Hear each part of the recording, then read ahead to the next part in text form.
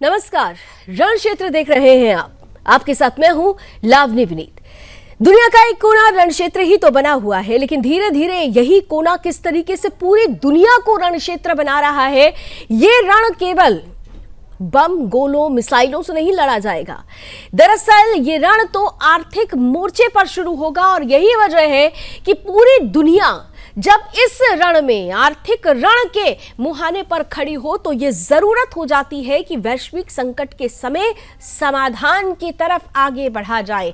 भारत हमेशा से संकट में संयम के साथ समाधान निकालने की कोशिश करता है। सरकार का यह प्रयास रहता है कि समाधान संवाद से निकले और इसीलिए संवाद के हर रास्ते खोलने के लिए सरकार तत्पर रहती है।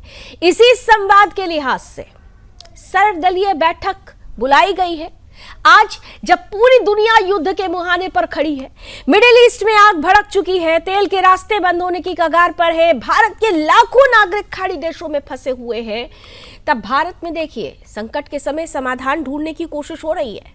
सरकार की पहल पर देश की सुरक्षा, अर्थव्यवस्था और विदेश नीति पर चर्चा के लिए सर्वदलीय बैठक बुलाई गई है। लेकिन सर्वदलीय बैठक बुलाई गई यानी समाधान के लिए, संयम के लिए, संवाद के लिए। लेकिन क्या विपक्ष को इसकी चिंता है? राजनीति से ऊपर उठकर क्या विपक्ष को राष्ट्रीय नीति की चिंता है? क्योंकि इस सर्वदलीय बैठक में कांग्रेस नेता राहुल गांधी, एलओपी भी हैं लोकसभा में, नेता प्रतिपक्ष इस महत्वपूर्ण बैठक से गायब है, नदारद है। अब सवाल यही है कि उनके लिए राजनीति बड़ी है या राष्ट्रीय नीति? और सिर्फ कांग्रेस ही नहीं, तृणमूल कांग्रेस, ममता बनर्जी, बात बात पर विरोध करने वाली ममता बनर्जी जब देश की बात आई और जो संविधान का हवाला देती हैं, लोकतंत्र का हवाला देती हैं, इसी लोकतंत्र पर अगर संकट है, संकट के समय समाधान की तैयारी हो रही है, साथ मिलने की बातें हो रही है, तो टीएमसी भी गायब, सीधे सीधे इस बैठक का बहिष्कार कर दिया। यानी जब देश को एकजुट होने की जरूरत है, तब विपक्ष क्यों बिखराव की राजनीति कर रहा है? यह कोई सामान्य बैठक नहीं है, यह उस संकट पर चर्चा है जिसमें स्ट्रेट ऑफ हॉर्मुज पर खतरा है, तेल सप्लाई पर असर पड़ सकता है। प्रधानमंत्री पहले ही संकेत दे चुके हैं कि कोई भी वैश्विक संकट होता है तो इसमें असर पड़ता है, दूरगामी असर हो सकता है, लंबे समय तक के लिए असर हो सकता है, लेकिन संयम के साथ, बिना अफवाह उड़ाए, बिना र्यूमर्स फैलाए समाधान की तरफ बढ़ते हैं। भारत की अर्थव्यवस्था को लेकर भी चिंता व्यक्त की जा रही है और इन सब के बीच सबसे बड़ी चिंता यह भी है कि जो भारतीय फंसे हुए हैं इस युद्धग्रस्त क्षेत्र में, उन्हें वापस कैसे सरकार ला रही है, आगे क्या योजना है, ये तमाम बातें इस सर्वदलीय बैठक में मिलकर साझा करनी है, तय करनी है, आगे की रणनीति पर चर्चा करनी है। लेकिन राहुल गांधी और तृणमूल कांग्रेस का इस बैठक से नदारद रहना, गायब रहना उनकी संजीदगी पर सवाल खड़ा करता है। सरकार ने तो पहले ही कैबिनेट कमेटी ऑन सिक्योरिटी की जो है सीसीएस की बैठक की थी, आपको याद होगा, बाकायदा ग्रुप ऑफ जो मिनिस्टर्स हैं उनको बना दिया गया है, 7 एम्पावर्ड ग्रुप्स बना दिए गए हैं। दुनिया के बड़े बड़े नेताओं से लगातार बात की जा रही है, संवाद का सिलसिला लगातार कायम है। जो युद्धग्रस्त क्षेत्र हैं, जो इस युद्ध में शामिल हैं, जो देश, उनके राष्ट्राध्यक्षों से भी बात हो रही है। लेकिन विपक्ष से बात कैसे हो? विपक्ष ने जो किया है वो अपने आप में सवाल खड़ा कर रहा है। सवाल ये कि क्या विपक्ष देश के संकट में भी राजनीति कर रहा है? सवाल ये कि राहुल गांधी का बैठक में न आना गंभीरता की कमी है या जानबूझकर बनाई गई दूरी?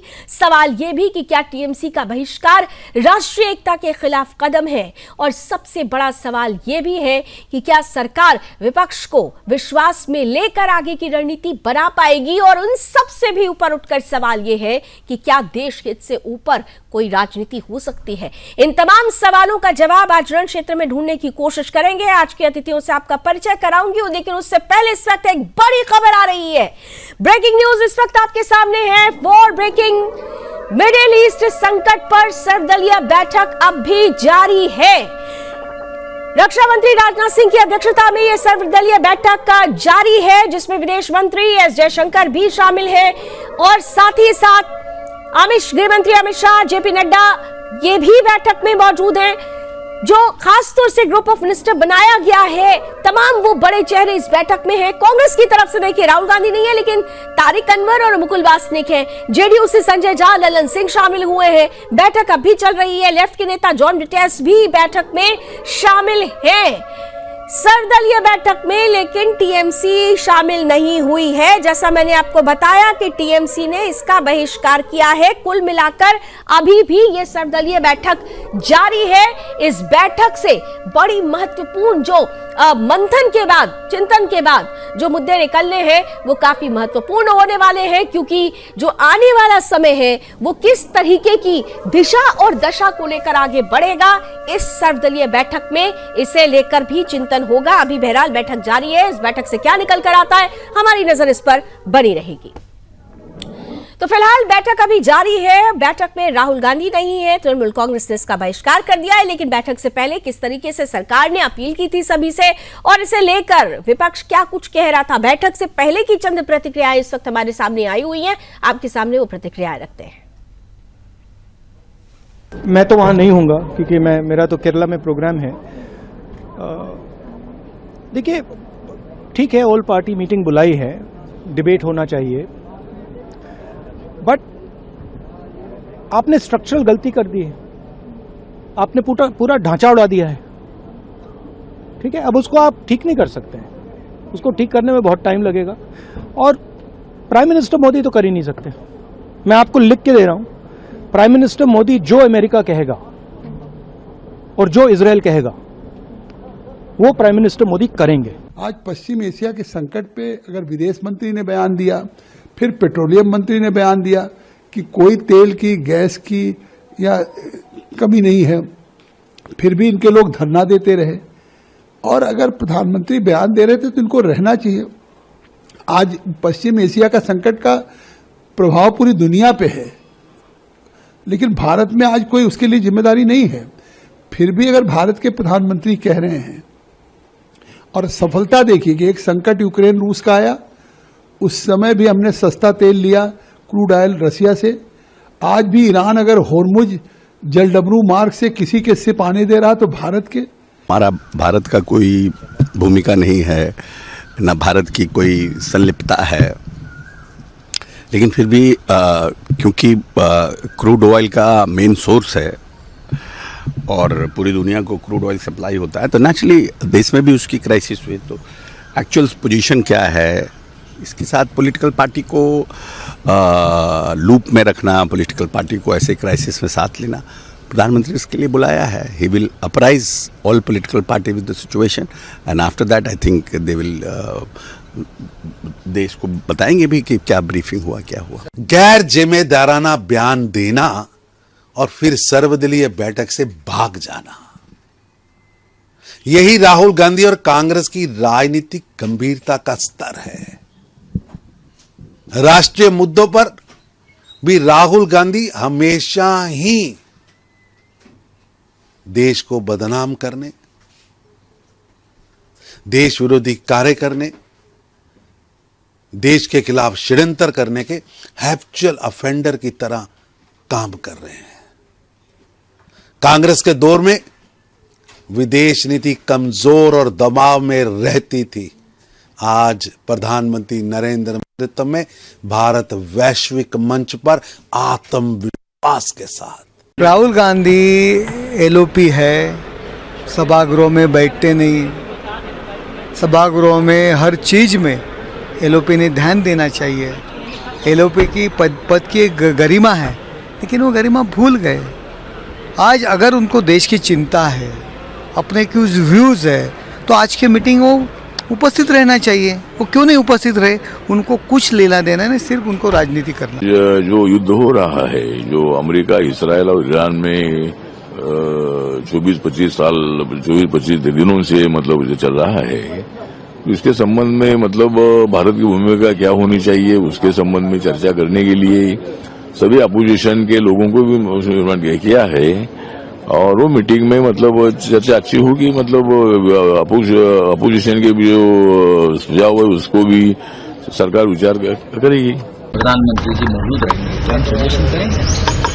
सजेशन तो बहुत सबसे पहले है कि ये सभी जो संघर्ष चल रहा है पूरे विश्व में, तो हमारे भारत देश की भूमिका क्या है उसमें? पाकिस्तान जैसा देश एक भूमिका लेकर आज खड़ा है, वो ट्रंप को कहता है कि हम मध्यस्थता करने को तैयार हैं, और ट्रंप उसका स्वागत भी करता है, अभिनंदन करता है। उसका मतलब है ट्रंप मोदी जी को उल्लू बना रहा है। तो सर्वदलीय बैठक जारी है और इन सब के बीच सवाल यही है कि नेता प्रतिपक्ष राहुल गांधी ये कह रहे हैं कि स्ट्रक्चरल गलती कर दी है सरकार ने। तो गलती सरकार की तो गिना रहे हैं, लेकिन विपक्ष क्या कर रहा है इस पर भी सवाल पूछा जाना चाहिए। टीएमसी भी नदारद बहिष्कार कर दिया है, उधर विपक्ष ये कह रहा है कि प्रधानमंत्री की मौजूदगी भी नहीं है। तो ऐसे में ये जो एक दूसरे पर सवालों का प्रहार है वो क्या इस वैश्विक संकट में बड़ा जवाब लेकर आएगा? ये जो संकट है इसका समाधान कैसे निकलेगा, इस पर चर्चा करने के लिए हमारे साथ आज का गेस्ट पैनल जुड़ चुका है। स्वागत करते हैं। भारतीय जनता पार्टी का पक्ष रखेंगे तपोष पाल जी, कांग्रेस का पक्ष रखने के लिए रतन तिवारी जी आ चुके हैं, टीएमसी का पक्ष रखेंगे मोहम्मद एहतेशामुल हक साहब, साथ ही साथ हमारे साथ जाने माने डिफेंस एक्सपर्ट है, दमखम के साथ सारी बातें रखते हैं wing commander retired Pushkar Dwivedi ji हमारे साथ जुड़ चुके हैं। हमारे साथ देश के जाने माने विदेश मामलों के जानकार संजीव श्रीवास्तव जी भी जुड़ चुके हैं। आप सभी का बहुत बहुत स्वागत है। मैं आपके साथ आज की चर्चा शुरू करूं उससे पहले मेरे सहयोगी प्रिंसिपल कॉरेस्पॉन्डेंट है और दिल्ली ब्यूरो चीफ हैं सौरभ तिवारी जी, इस वक्त जुड़ चुके हैं। नजर बनाकर उन्होंने रखी हुई है। सौरभ, बहुत महत्वपूर्ण है ये सर्वदलीय बैठक, लेकिन सर्वदलीय बैठक के दौरान ये जो राजनीति हो रही है वो कैसे राजनीति तय कर पाएगी? क्या अब तक कुछ निकल कर आ पाया है? जी देखिए, जाहिर सी बात है कि टीएमसी जो आपने जिक्र किया, लावनी, पश्चिम बंगाल में चुनाव है और जिस तरह से भारतीय जनता पार्टी लगातार हमलावर है पश्चिम बंगाल में टीएमसी के ऊपर, तो टीएमसी इस मुद्दे को लेकर पश्चिम बंगाल में भारतीय जनता पार्टी पर हमला कर रही है, तो वो कैसे शामिल हो सकती है? क्योंकि कल जब सर्वदलीय बैठक के तय हुआ था कि हर पार्टी के 2 प्रतिनिधि शामिल होंगे, तो टीएमसी ने आज इस बैठक का बहिष्कार करने का फैसला किया। और अगर हकीकत देखिए तो बंगाल में जिस तरह से टीएमसी ये कह रही है कि सिलेंडर की दिक्कत है, गैस की दिक्कत है, तो भाई अगर आप उस बैठक में मौजूद रहते, आप जनता के प्रतिनिधि बन के अपनी बात रखते, अपना सुझाव देते। क्यों सर्वदलीय बैठक क्यों बुलाई गई है? क्योंकि सरकार विपक्ष से सुझाव लेना चाह रहा है और जो तेल का, गैस की जो दिक्कतें आ रही है उसको कैसे सरकार दूर कर रही है। लोकसभा में प्रधानमंत्री ने बताया, विदेश मंत्री जयशंकर ने बताया, पेट्रोलियम मंत्री हरदीप सिंह पुरी ने बताया, और उसके बाद सर्वदलीय बैठक हुई है। और जिस तरह से सर्वदलीय बैठक में से पहले समाजवादी पार्टी के सांसद हैं अखिलेश यादव की धर्मपत्नी जी हैं डिम्पल यादव, वो कह रही हैं कि ईरान का जो अपमान हुआ है, ईरान का जो साथ नहीं दिया गया है, इसलिए इतना समस्या को भारत को सामना करना पड़ा है। तो सबकी अपनी अपनी राजनीति है, अपनी अपनी जो राज्यों की मजबूरियां हैं वो साफ दिख रही है। राहुल गांधी विपक्ष के नेता हैं, वो इस बैठक से मौजूद नहीं है। तो तमाम तरह से भारतीय जनता पार्टी सवाल उठा रही है राहुल गांधी पे। विपक्ष सवाल उठा रहा है, लेकिन सरकार कितना तैयार है? बहुत बहुत धन्यवाद सौरभ हमारे साथ जुड़ने के लिए। इस खबर पर आप नजर बनाकर रखिएगा क्योंकि ये सर्वदलीय बैठक कभी भी खत्म हो सकती है। आइए अपने गेस्ट पैनल के पास चलते हैं, और इससे पहले कि पूरा का पूरा डिबेट, हालांकि पॉलिटिकल ही डिबेट है, लेकिन पॉलिटिकली हाईजैक होने से पहले 2 एक्सपर्टीज हमारे साथ हैं। मैं पुष्कर जी आपके साथ शुरुआत करती हूँ और संजीव जी के साथ शुरुआत करती हूँ। पुष्कर जी, पहले आपके पास आते हो कि देखिए, एक बात तो तय है कि जो स्थिति है वो बहुत अच्छी नहीं है, लेकिन ये कह देना कि क्या किया जाए, क्या किया गया, स्ट्रक्चरल गलती, ये सिर्फ राजनीति दिखाती है। राष्ट्रनीति तो ये कहती है कि वैश्विक संकट के समय में अगर असर हो रहा है या होने वाला है तो मिलकर इसका समाधान निकालते हैं, और वही तैयारी तो भारत सरकार करने की कोशिश कर रही है। पुष्कर जी। जी बिल्कुल लावनी जी, आपका कहना बिल्कुल सही है। एक सरकार का जो कर्तव्य होता है, अगर इस समय कोई और पार्टी की भी सरकार होती तो वो एक सर्वदलीय मीटिंग बैठाती और सबसे सुझाव लेती। लेकिन ये भी एक सत्य है कि लोकतंत्र में राजनीति हर कोई करता है, चाहे वो पक्ष हो या विपक्ष हो। लेकिन हमारे यहाँ का विपक्ष जो है वो अंधी राजनीति करता है। मैं किसी दल के बारे में गलत कमेंट नहीं बोल रहा हूँ। विपक्ष में जो भी रहता है, विपक्ष में दूसरे लोग रहते हैं। जब दूसरी पार्टी थी कांग्रेस, प्रवक्ता सुनिए मेरी बात, जब कांग्रेस का शासन था तो दूसरी पार्टियां भी सिलेंडर सर में उठा के घूमती थी, वो भी कोई बहुत खास जो है सहयोग नहीं करती थी। लेकिन आज जो चाहिए कि सारा देश एक मिल करके, एक हमारा विपक्ष भी एक उसमें पॉजिटिव अपना कंस्ट्रक्टिव योगदान दे, ऐसा लगे पूरी जनता को, पूरे वोटर्स को कि हमारा विपक्ष और पक्ष दोनों मिलकर हमारी समस्या सॉल्व करना चाहते हैं। देखिए, एक मेरे विचार से तो लावनी जी, आपके चैनल के माध्यम से मैं भारत सरकार को दो सबसे महत्वपूर्ण सुझाव देना चाहूंगा जो शायद विपक्ष को देने चाहिए थे। पहला तो यह कि एक क्राइसिस मैनेजमेंट कमेटी बनाए भारत सरकार, जिसमें कि विपक्ष के रिप्रेजेंटेटिव रखे, सत्ता पक्ष का रिप्रेजेंटेटिव रखे और मिनिस्ट्रीज जो इंपॉर्टेंट हैं, डिफेंस, होम और इकोनॉमी, इन सबके रिप्रेजेंटेटिव्स रखें डेडिकेटेडली 24 घंटे, जो इन संकटों में नजर रखें और किसी भी आने वाले संकट से हमको पहले से बचा सके।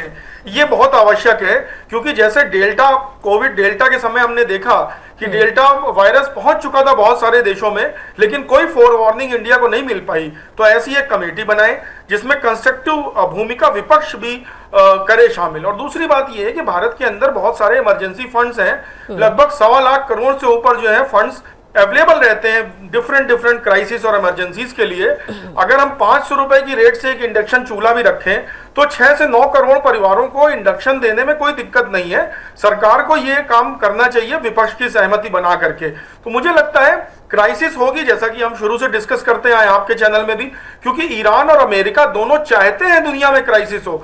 स्ट्रेट ऑफ हार्मुज बंद करने का कारण ही यही है कि दोनों देश चाहते हैं कि दुनिया तेल और गैस का संकट महसूस करे। तो हमें उससे लड़ने की बात सोचनी बिल्कुल, दोनों ही देशों के अपने अपने वेस्टर्न इंटरेस्ट हैं। लेकिन संजीव जी, एक बात तय है कि भाई हम भी तो राष्ट्र सर्वोपरि की भावना के साथ आगे बढ़ रहे हैं। सरकार भी यही कोशिश कर रही है कि राष्ट्र सर्वप्रथम की भावना के साथ योजनाएं बनाई जाए। लेकिन यहाँ पर अगर विपक्ष ये कहता है, राहुल गांधी जी का स्टेटमेंट आप सुन रहे थे ना कि स्ट्रक्चरल गलती कर दी, यहाँ तो लगातार संवाद जारी है। डोनाल्ड ट्रंप से भी बातचीत हो गई, इसके पहले ईरान के विदेश मंत्री और भारतीय विदेश मंत्री की भी बातचीत हुई। संवाद का रास्ता तो लगातार खुला हुआ है। तो कौन सी स्ट्रक्चरल गलती हो रही है जिसको लेकर आज सर्वदलीय बैठक से ये चेहरे नदारद है, और इसका कितना बड़ा प्रभाव पड़ सकता है? संजीव जी। देखिए लावनी जी, ये जो leader of opposition Shri Rahul Gandhi ji का ये जो बयान है स्ट्रक्चरल गलती, ये तो बड़ा ही अजीबोगरीब बयान मुझे दिखाई देता है। और वास्तविक रूप से अगर आप देखें तो भारत ने अपने स्ट्रक्चर्स को और अधिक सशक्त और मजबूत कर लिया है। और भारत की आज की जो विदेश नीति है उसमें आप देखिए तो हम इजराइल के साथ भी हमारे बड़े अच्छे संबंध हैं, और वहीं ईरान के साथ भी हम अपने मित्रों संबंध बनाए हुए हैं। हमारे शिप्स हैं वहां पर मूव कर रहे हैं। और भारत की आज की जो भूमिका है वो एक वैश्विक भूमिका है। हमारे प्रधानमंत्री श्री नरेंद्र मोदी के नेतृत्व का जो नया भारत है वो अब घटनाओं को पेरीफेरी पर बैठ करके देखने में विश्वास नहीं करता, बल्कि उसमें प्रोएक्टिव एंगेजमेंट के माध्यम से उसमें सकारात्मक परिवर्तन लाने की कोशिश करता है। और इस संदर्भ में मैं अवश्य इस बात की प्रशंसा करना चाहूंगा कि ये जानते हुए भी कि एक वेस्ट एशिया में काफी तनाव की स्थितियां हैं, सेनाएं तैयार हैं, कभी भी युद्ध छिड़ सकता है, उसके बावजूद भी उस ऐसी स्थिति में इजराइल की संसद में जाना और वहां पर सभ्यताओं के बीच में संवाद की बातें करना, एक ऐसी सकारात्मक वातावरण को निर्माण करने की कोशिश करना, ये आज का नया भारत करता है। पहले का कभी जो भारत हुआ करता था वो जाहिर है कि जब कभी भी ऐसी कोई घटना होने वाली होती थी तो अपने आप को कहीं और रिजर्व कर लिया करता था, अरे हमसे क्या लेना देना, वो तो उनका मामला है, इस तरीके का अप्रोच कभी हुआ करता था। लेकिन आज का जो अप्रोच है वो बदला हुआ अप्रोच है, और इसी वजह से मैं कहता हूँ लावनी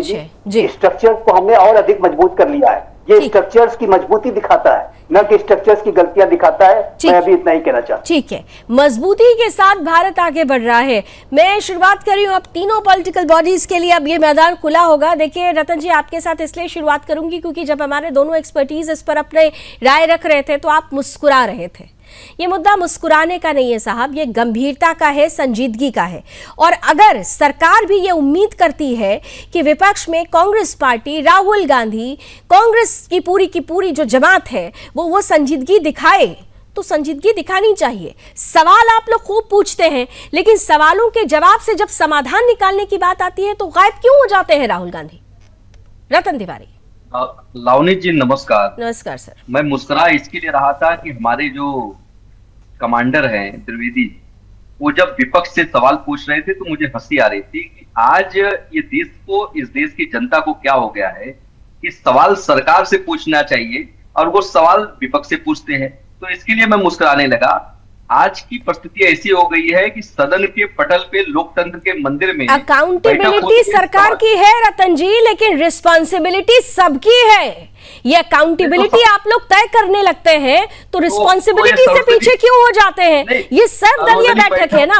और सबसे बड़ी अफसोस की बात है कि आप लोगों का अप्रोच देखिए कि जो देश के लिए मर मिटने वाले सैनिक हैं उन्हीं को आप कटघरे में खड़ा करके उनके ऊपर ही सवाल दागने लगते हैं। तो कितनी संजीदगी, कितनी रिस्पॉन्सिबिलिटी, कितनी कलेक्टिव अप्रोच आपका है, यहीं पर नजर आ जाता है साहब। नहीं, आप ये बताइए ना कि अगर हम कोई चोला ओढ़ के आएंगे तो क्या हम उनको कुछ बोलेंगे नहीं? अरे वो आर्मी के जवान है, हम उनका सम्मान करते हैं, लेकिन आर्मी के जवान को भी देश का सम्मान करना चाहिए, विपक्ष का सम्मान करना चाहिए। अगर इनके अंदर दम है तो सरकार से जवाब मांगना चाहिए। विपक्ष का सम्मान तभी होगा जब विपक्ष सम्मान के साथ आगे। और आपने शायद ध्यान नहीं दिया कि उन्होंने ये भी बताया कि सरकार को क्या करना चाहिए था। इसीलिए कहती हूँ कि जब आप डिबेट में रहिए तो पूरा 100% रहिए कि उन्होंने पहले सरकार को एक सलाह दी, सुझाव दिया। वो सुझाव जो उन्होंने कहा कि विपक्ष को देना चाहिए था, वो विपक्ष के स्पोक पर्सन बनकर सबसे पहले अपनी प्रतिक्रिया देते हुए नजर आए हैं। बहरहाल तेल और एलपीजी संकट पर सरकार का बयान आया है। सरकार ने तमाम सवालों के बीच में जवाब दिया है। देश में पेट्रोल और डीजल की कोई कमी नहीं है। सरकार की तरफ से कहा जा रहा है कि बीएनजी कनेक्शन पर भी जोर दिया जा रहा है। सरकार इस ओर ध्यान दे रही है। 58 लाख सिलेंडर कल ही उनकी बुकिंग हुई है। बड़ी और अहम खबर इस वक्त आपके सामने है। सरकार ने बड़ी प्रतिक्रिया दी है। तेल और एलपीजी संकट के बीच सरकार का यह बड़ा बयान है कि देश में पेट्रोल और डीजल की कोई कमी नहीं है। लगातार नजर बनाए हुए हैं इस समय परिस्थितियों पर। पीएनजी कनेक्शन पर भी सरकार का जोर है। कल ही 58 लाख सिलेंडर्स की बुकिंग हुई है। सरकार की तरफ से यह बड़ी प्रतिक्रिया आ रही है।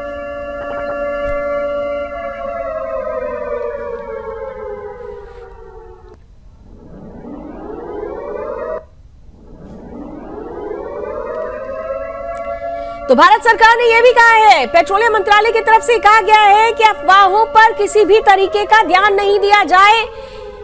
अफवाहों पर ध्यान ना दे, पेट्रोलियम मंत्रालय की तरफ से कहा गया है, क्योंकि पेट्रोल और डीजल की कोई कमी नहीं है। एलपीजी की 92% ऑनलाइन बुकिंग की गई है।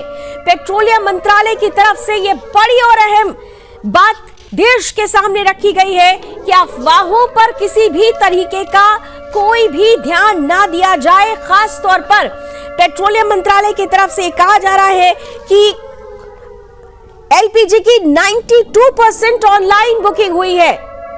ये बड़ी और अहम खबर है। सरकार तमाम जो स्थिति बनी हुई है उस पर नजर बनाए हुए है। इन सब के बीच सरकार का साफ तौर पर यह कहना है कि देश में पेट्रोल डीजल की कोई कमी नहीं है। पीएनजी कनेक्शन पर सरकार जोर दे रही है। 58 लाख सिलेंडर्स की बुकिंग कल ही हुई है। और इन सब के बीच पेट्रोलियम मंत्रालय की तरफ से कहा गया है कि अफवाहों पर ध्यान ना दे। एलपीजी की 92% ऑनलाइन बुकिंग हुई है। तो ऐसे में सरकार ने नजर बनाई हुई है। लेकिन इन सब के बीच सर्वदलीय बैठक भी चल रही है। सर्वदलीय बैठक में ये जो संकट है उसमें कैसे समाधान हो, क्या सुझाव हो, विपक्ष से भी ये सुझाव माना जा रहा है। लेकिन विपक्ष के बड़े चेहरों का नदारद रहना ये राजनीति नहीं तो और क्या है? जल्दी से तपोज जी ये तो बता दीजिए, क्योंकि उनका साफ तौर पर ये कहना है कि आप लोगों को राहुल गांधी नजर आते हैं लेकिन इस बैठक में प्रधानमंत्री भी मौजूद नहीं है। तो संजीदगी की बात अगर चलती है तो ताली एक हाथ से नहीं बजती है। तपोज जी देखिए, सर्वप्रथम या देवी सर्वभूतेषु शक्ति रूपेण संस्थिता नमस्तस्यै नमस्तस्यै नमस्तस्यै नमो नमः। आज चैती नवरात्रि की 7वां दिन है। आज महाकालरात्रि की पूजा होती है। आप सभी को बहुत बहुत शुभकामनाएं। आपको भी।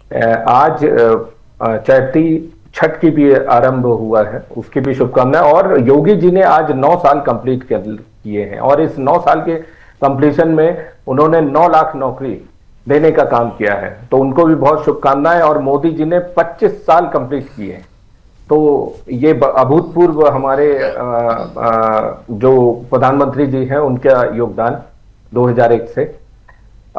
मैं एक चीज बताऊं, ये अनुभव ही है जिसके कारण जो है आज इस विकट परिस्थिति में इंडिया बिल्कुल स्टेबल बना हुआ है। तो अपोजिशन बार बार हमारे ऊपर आरोप लगा रही है कि रियलिटी छुपा रही है, जबकि रियलिटी ये है कि ग्लोबल क्राइसिस है और इस ग्लोबल क्राइसिस में इंडिया बिल्कुल से स्टेबल है और स्ट्रांग लीडरशिप दिख रही है। आप एक चीज देखिए कि इंडिया आज टोरंटो से भी बात करता है, तेल अवीव से भी बात करता है और तेहरान से भी बातें करता है। इन तीनों दुनिया के जो ये 3 बड़े देश हैं और इनके जो ये बड़े सिटीज हैं, इसको अगर कोई कनेक्ट कर पाता है तो वो इंडिया है, और at the same time we can connect. और ये मोदी जी की स्ट्रांग लीडरशिप दिखती है। आज हम मॉस्को से भी बातें करते हैं, आज हम वॉशिंगटन से भी बातें करते हैं, and on a same time हम ईरान से भी बातें करते हैं, इजराइल से भी बातें करते हैं। तो ये तो खूबसूरती है हमारे फॉरेन पॉलिसी की। और यहाँ पे जो क्राइसिस मैनेजमेंट के लिए कहा जा रहा है, तो कहीं पे कोई क्राइसिस ही नहीं है। हम जहां पे 25 देशों पे डिपेंडेंसी थी, आज 41 देशों में हम उसको आगे बढ़ा के उसको वो डिपेंडेंसी 41 देशों पे। सच्चाई से देखिए नजर नहीं फेरना चाहिए, सच्चाई से नजर नहीं फेरना चाहिए। हम ये नहीं कह सकते कि क्राइसिस नहीं है, क्योंकि जब ये खुद प्रधानमंत्री भी कह रहे हैं कि वैश्विक संकट आता है तो इसका असर पड़ता है। हम ये नहीं कह रहे हैं कि बहुत ज्यादा संकट है, लेकिन संकट तो है। तो अगर ये कह दिया जाए कि संकट बिल्कुल है ही नहीं, तो फिर समाधान की दिशा में कैसे बढ़ेंगे? ये सर्वदलीय बैठक बताती है कि हाँ संकट है, और इसीलिए सरकार चाहती है कि विपक्ष भी उसमें सुझाव रखे। तो इस बात को तो आपको, यही बात तो विपक्ष कह रहा है कि आप क्लियर रखिए चीजों को, कहीं से कोई कंफ्यूजन मत दीजिए। नहीं देखिए ना, देखिए आज अगर टीएमसी के जो नेत्री हैं ममता बनर्जी, वो आज इस सर्वदलीय बैठक में शामिल नहीं हुए हैं, लेकिन सार्वजनिक सभा से, मंच से आज ही उनके भाषण के क्लिप्स में देख रहा था, और उसमें वो साफ ये कह रही हैं कि पेट्रोल के दाम बढ़ गए हैं, फिर से बढ़ गए हैं। क्यों बढ़ गए हैं जबकि कहीं नहीं बढ़े हैं? और अगर बढ़ाए होंगे तो उन्होंने अपने स्टेट में बढ़ाया होगा। दिक्कत इस बात की है कि केरोसिन पे की जो है किल्लत हो रही है। केरोसिन की किल्लत कहां पे है? तो इस तरीके के जो अफवाहें फैलाई जा रही हैं, सिलेंडर को जबरदस्ती, आपने देखा है कि पैनिक बुकिंग में ये 77 लाख पहुंच गया था, 88 लाख तक पहुंच गया था पैनिक बुकिंग में। वो अब कम होके पिछले 3 दिनों का बुकिंग आप देखिए 50 लाख, 55 लाख और 56 लाख इतने आ गए हैं। तो आप सोचिए, ये जो विपक्ष पैनिक क्रिएट करने की कोशिश कर रहा था और भारत को डिरेल करने की कोशिश कर रहा था, उसमें वो विफल हुआ। इसीलिए सर्वदलीय बैठक बुलाए गए कि देखिए ग्लोबल क्राइसिस है, एनर्जी क्राइसिस सब जगहों पे दिख रही है। हमारी नेबरिंग कंट्रीज में 4 दिन के लिए स्कूल कॉलेजेस बंद है, और 2 व्हीलर को 2 लीटर मिल रहा है और 4 व्हीलर को 10 लीटर पेट्रोल मिल रहा है। वहां के वीडियोस दिखा के, यहाँ पे जो है पंजाबी में वो वीडियोस दिखा के विपक्ष इस तरीके के यहाँ पे अफवाह फैलाने की कोशिश कर रहे हैं, और जबरदस्ती अफवाह क्यों फैला रहे हैं भाई? आप लोग ये देखिए कि ग्लोबल क्राइसिस में प्रॉब्लम्स आती हैं, लेकिन प्रॉब्लम्स इतनी भी बड़ी नहीं है जितने अफवाह के माध्यम से दिखाने की कोशिश की जा रही है। और अगर आपको लग रहा था कि ऐसी क्राइसिस है, तब तो फिर इस मीटिंग का आप लोगों को बहिष्कार करना ही नहीं चाहिए था। आपको सरकार को आईना दिखाने के लिए इस मीटिंग में शामिल होना चाहिए था, और फिर सुझाव भी देना चाहिए था। आपने तो पूरे कदम पीछे कर लिए। एहतेशाम जी। पैनल बैठे हुए सभी को मेरी ओर से नमस्कार। आज हमारी पार्टी बहुत सोच समझ करके ये इसमें शामिल नहीं हुई। उसकी वजह क्या है कि अभी 4 दिन के दरमियान में हमारे आदरणीय प्रधानमंत्री जी एक्टिव हुए नहीं, तो इससे पहले आज 20 से दिन से ऊपर हो गया है। लेकिन सरकार हमारी 4 दिन से जागी है। उसके पहले हमारे जितने भी विपक्षी पार्टियां सरकार को समझ लिए बोलने का काम कर रहे हैं, लेकिन सरकार ने कहा हमारे पास पर्याप्त, हमारे पास 75 दिन का हर चीज है। आप देखिए कि पूरा देश क्या परिस्थिति हो गया है कि अभी 20 दिन ही जंग हुआ है, और अभी समझ लिया कि सिलेंडर के पीछे हमारे देश के तमाम लोग, तमाम वर्ग, तमाम ये भाग रहे हैं। तो ये तो सरकार की विफलता है। विदेश नीति कहीं न कहीं चरमराई भी है। ये आपके चैनल के माध्यम से हमें बोलने में कोई नहीं है। सरकार अभी जब देख रहे कि इतनी क्राइसिस जब आई है, तब अभी समझ लिया कि विपक्षी पार्टियां को आप बुला रहे हैं।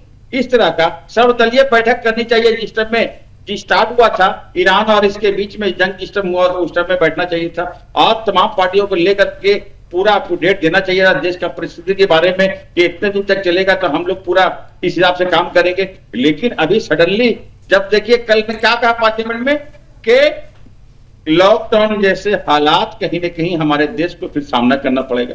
तो ये तो सडनली 3 दिन के अंदर में अभी हमारे आदरणीय प्रधानमंत्री जाके, इनको तो पहले से एक्टिव होना चाहिए। तमाम पार्टियों को एहतेशाम जी भ्रम मत फैलाइए। देखिए यही होती है अफवाह का बाजार। क्या होता है, प्रधानमंत्री ने ये कहा है कि लॉकडाउन जैसी परिस्थिति, या प्रधानमंत्री ने ये कहा कि कोविड के समय में जैसे देश ने एकजुटता दिखाई थी, वैसे ही एकजुटता दिखाने की जरूरत है। यही होता है। ये अफवाहों का बाजार आप गर्म कर देते हैं कि लॉकडाउन होने वाला है। प्रधानमंत्री ने कहा है ये बात, आप प्रूफ करिए। लावनी जी सडनली अभी हमारे 2 दिन पहले जो हमारे प्रधानमंत्री बोले, ये तो कोई ऐसा ज्ञान लगना चाहिए। प्रधानमंत्री सर्वदलीय बैठक आज 24 दिन के बाद क्यों बुला रहे हैं? इनको आप पहले एहतशाम जी, सर्वदलीय बैठक बुलाने का उद्देश्य तय है ना? आप ही लोग तो चिल्ला चिल्ला के कह रहे थे ना कि नहीं सुनती है सरकार हमारी, तो सर्वदलीय बैठक आ गई और आपने कहा कि पहले दिन से बताना चाहिए था, तो पहले दूसरे दिन से ही प्रेस कॉन्फ्रेंस होने लगी थी। विदेश मंत्रालय के प्रवक्ता लगातार आकर स्थिति बता रहे थे, रक्षा मंत्रालय की तरफ से स्टेटमेंट आ रहे थे और आप कह रहे हैं कि कोई बात ही नहीं बताई जा रही थी। हाँ। और अभी भी आपने कहा कि प्रधानमंत्री ने लॉकडाउन जैसी बातें कर दी। यही तो अफवाह है साहब, पैनिक मत फैलाइए, राजनीति करिए, लेकिन राष्ट्रनीति से बड़ी राजनीति नहीं हो सकती। बिल्कुल ये राजनीति हम लोग नहीं कर रहे हैं, हम लोग राजनीति नहीं कर रहे हैं, देश सर्वोपरि है, हम लोग देश के आगे सब कुछ, हम लोग एक हैं। लेकिन इस तरह सडनली 24 दिन के बाद बहिष्कार क्यों किया? बहिष्कार क्यों किया? क्या मैसेज देना चाहते हैं? आर्यू रतन जी, बस इसके बाद आपके पास बहिष्कार करके एहतशाम जी क्या संदेश देना चाहते हैं इस बैठक से? आप लोग नदारद रह के क्या बताना चाहते हैं?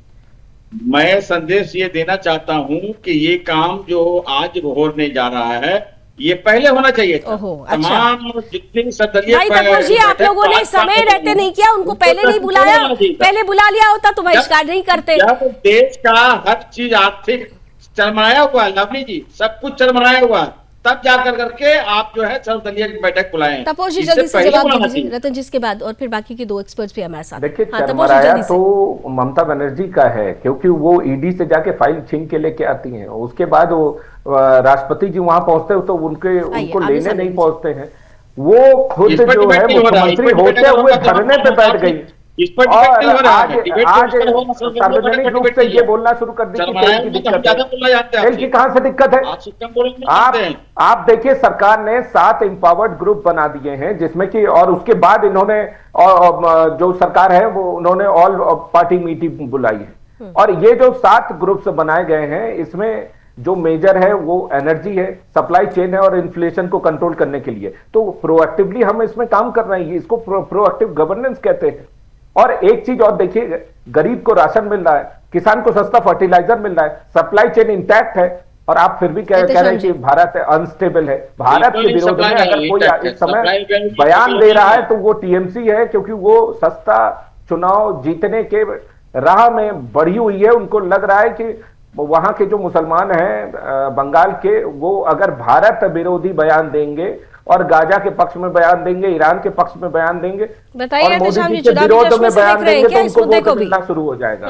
देखिए इस बार वेस्ट बंगाल की जनता मन बना चुकी है आपको हटाने के लिए और लड़ने के तैयार है, सबको बजाएगी। आप देख लीजिएगा, वोट के माध्यम से जनता इस बार वेस्ट बंगाल की जनता टीएमसी को एकदम उखाड़ के फेंकने जा रही है। सबसे सर्वप्रिय हमारी पार्टी हमारी प्राथमिकता जो देती है हमारी जनता को देती है, आवाम को देती है। सबसे पहला प्रायोरिटी मेरा ये है कि हमारे प्रायोरिटी अगर जनता है, प्रायोरिटी अगर देश है, तो फिर सबको साथ मिलकर आना होगा। यहाँ पर कलेक्टिव होकर समाधान ढूंढने की बात हो रही है रतन जी, लेकिन यहाँ पर एक बात और है कि आप लोग लगातार ये सवाल खड़ा कर रहे थे कि सरकार की तैयारी नहीं थी। प्रधानमंत्री ने खुद लोकसभा और राज्यसभा में खड़े होकर ये बता दिया कि भाई तैयारी नहीं होती तो आज की तारीख में हम जिस तरीके से डाइवर्सिफिकेशन कर रहे हैं, हम एक देश पर डिपेंडेंट नहीं है, हम 41 देशों 27 से संख्या बढ़कर अगर 41 हो गई है, संबंध बनाए जा रहे हैं, तो उसी का तो ये इम्पैक्ट है। भारत एक अकेला ऐसा देश है कि जो इस युद्ध की परिस्थिति में भी तीनों देशों के साथ संवाद बनाकर रखता है। तो आप लोगों को कमी कहां लगती है रतन जी? लावनी जी, मैं तो वही कह रहा हूं कि अगर कांग्रेस पार्टी ने, हमारी गवर्नमेंट ने अगर 27 देशों से संबंध स्थापित किए थे, तो अगर 41 पे चले गए, 44 पे चले गए तो अच्छी बात है, हम तो इसकी तारीफ करते हैं। लेकिन विदेश नीति पे हमारे एक मित्र श्रीवास्तव जी बात कर रहे थे, हमारे तपोर जी विदेश नीति पे प्रवचन दे रहे थे। मैं तो इनसे कहना चाहता हूं, विदेश नीति कहां सक्सेस हुई है? मालदीव के अंदर नारे लग रहे हैं कि इंडिया आउट, नेपाल हमसे बात करना नहीं चाहता, पाकिस्तान के साथ पूरी तरीके से बातचीत एकदम बंद हो चुका है। पाकिस्तान की पैर भी बैठकर यहाँ मत करिए। पाकिस्तान को लेकर बड़ा आप लोगों को पेशानी पर बल आने लगता है।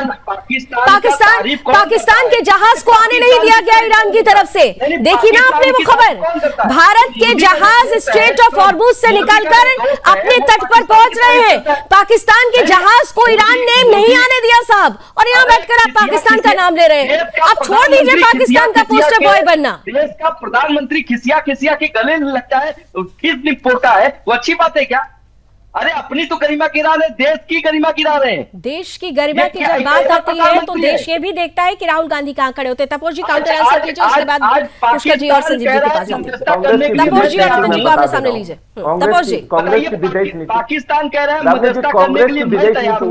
देख लीजिए, आइए राजीव गांधी एक लौते ऐसे प्रधानमंत्री थे जो कि प्रधानमंत्री रहते हुए विदेश गए और मार खा के आए। श्रीलंका से उनको मार खा के लौटना पड़ा।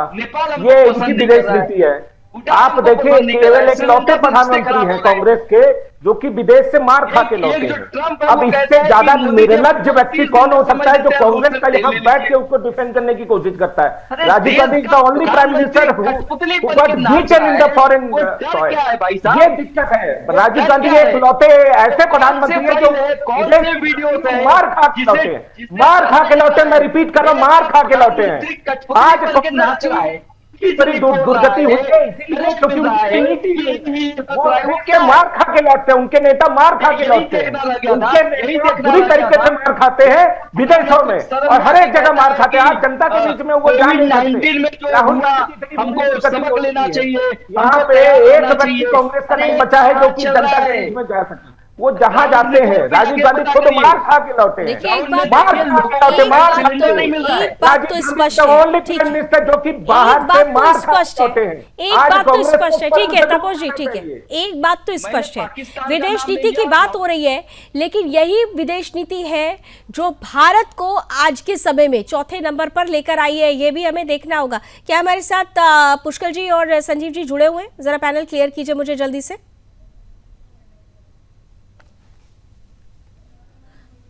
चलिए, मुझे लगता है कि शायद उनसे संपर्क टूटा है, लेकिन इतना जरूर है, ये जो तमाम परिस्थिति बन रही है, इन परिस्थितियों में राजनीति नहीं राष्ट्र नीति ऊपर होनी चाहिए। और पूरा देश सरकार से तो उम्मीद लगाए बैठा है, लेकिन विपक्ष की भूमिका पर भी नजर बनाकर रखे हुए हैं। ये देश जानता है कि राष्ट्र सर्वोपरि की भावना के साथ जब कुछ आगे बढ़ता है, चलता है, तो परिणाम सकारात्मक होता है। लेकिन क्या जिस तरह से राहुल गांधी गायब है सर्वदलीय बैठक से, जिस तरह से टीएमसी ने बहिष्कार किया है, क्या ये कोरी राजनीति नहीं है? आकलन आप पर छोड़ती हूं। बहुत बहुत धन्यवाद, आप सभी हमारे साथ जुड़े, इस डिबेट में अपनी अपनी मन की बात साझा की। रण क्षेत्र में अभी बस इतना ही। देश और दुनिया की तमाम खबरों के लिए आप जुड़े रहिए सुदर्शन न्यूज के साथ। जय हिंद।